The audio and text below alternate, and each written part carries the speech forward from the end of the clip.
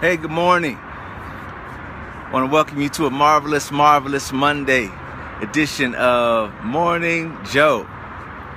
I'm excited to be awake. I'm excited to be alive. It is a beautiful Monday morning.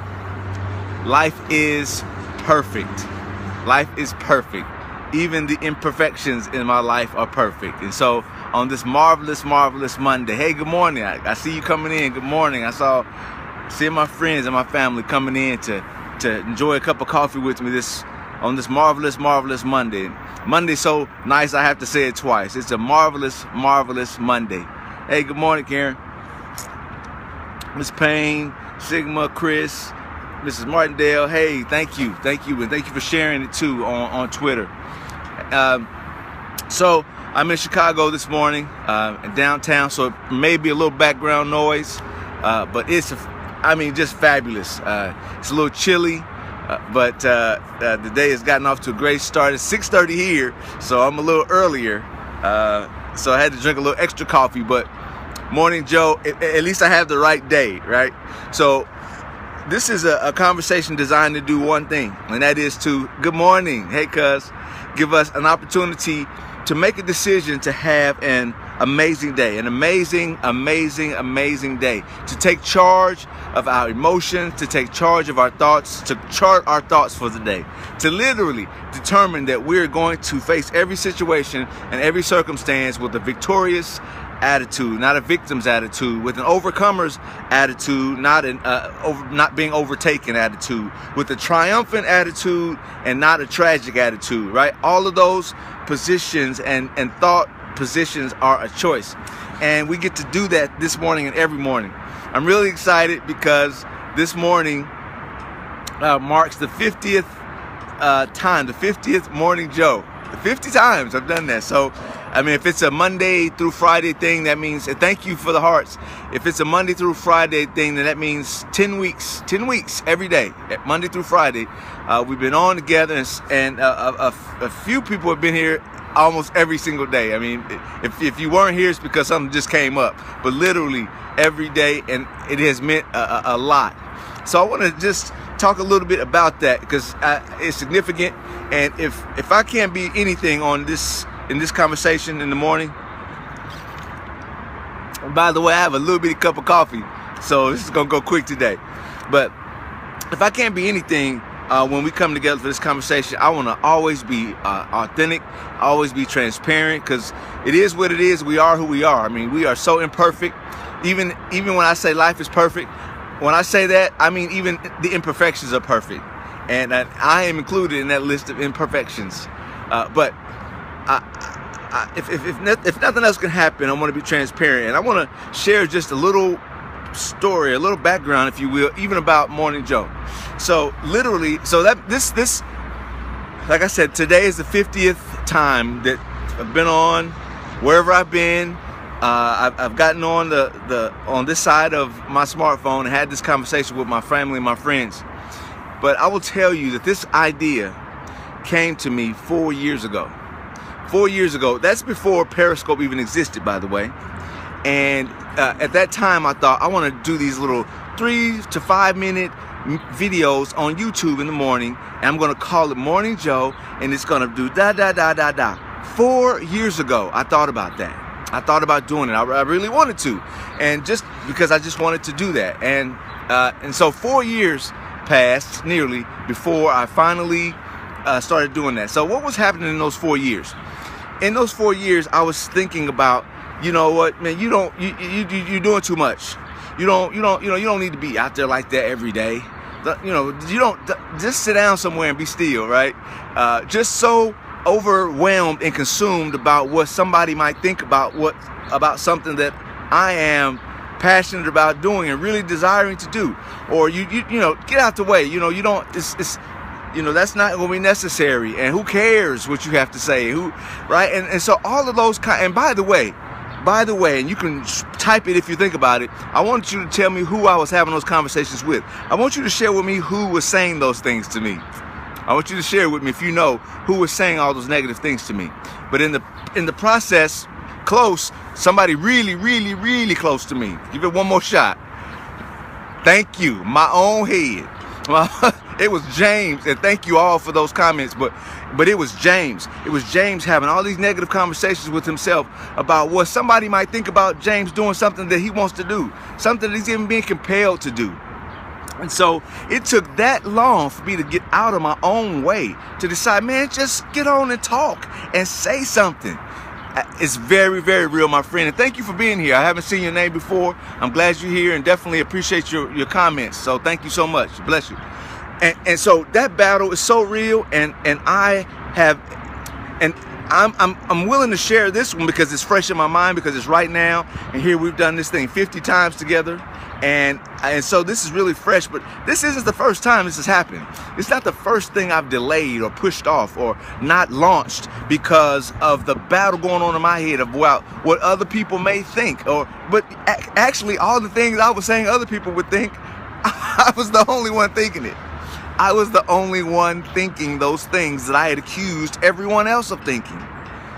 That whole feeling of doing too much, and you don't need to be out there like that, and you don't need to be overexposed. Where does that come from? Where do we get those feelings? I'm telling you where it doesn't come from. It doesn't come from the one who created us. It doesn't come from the one who created us, because everything in us, we didn't put it in ourselves. Everything in you, every gift in you, every passion in you, everything in you, you didn't put it there. So why would you be ashamed, or why would you feel some hesitation to bring forth that which isn't even yours? It was only loaned to you to give back to us. So, and I told you it's going to be short today, but I want you to think about this, that there is no such thing as you doing too much. If anything, we doing too little. If anything, you're not letting your light shine as much as it should. It's Nelson Mandela, who said in his inaugural speech that it is not our darkness. It is not our darkness that scares us. It is our brightness that scares us. It is our power that scares us. It's not our smallness. He went on to say in that speech that if we are freed from our own fear and trepidation, we unconsciously give others permission to be free from their own fears. That's a powerful thing. If we can free ourselves up and stop listening to the crazy chatter, and please go ahead, my friend, please ask what you want to ask. If we can free ourselves from all that chatter in our head, we will unconsciously give those around us permission to be free. You're not doing too much. In fact, you're not doing enough. Get about it. All that's happening in your head, all the doubt about what education you don't have, all the things that you say to yourself about where you didn't go to school, all the things you say to yourself about the relationships that have failed, the money that you blew, all these things that we say about what other people think, when in fact it's us thinking it about ourselves. Our friend, you just said you had something you wanted to say. Go ahead and pop it out there, and we'll talk about it. But the impetus of today, because I'm starting to get rained on a little bit, is what about your passion not correlating to your situation, where it seems like it is impossible? Thank you for saying that. Thank you for saying that. So that's a great question, and that's really something we'll unpack in a whole nother day. But here's the thing about passion. Here's the thing about what passion does. Passion, again, is that thing that was planted in you. Passion, you didn't grow it on your own. Passion didn't just fall out of the sky. Passion was born in you like your personality was born in you. And so what passion does is passion is a magnet to the right situation. The key is for you to walk in it. The key is for you to walk in it even if you don't see it. Even if you don't see it correlating, even if you don't see your passion and your situation lining up, you still walk in it as though it's there.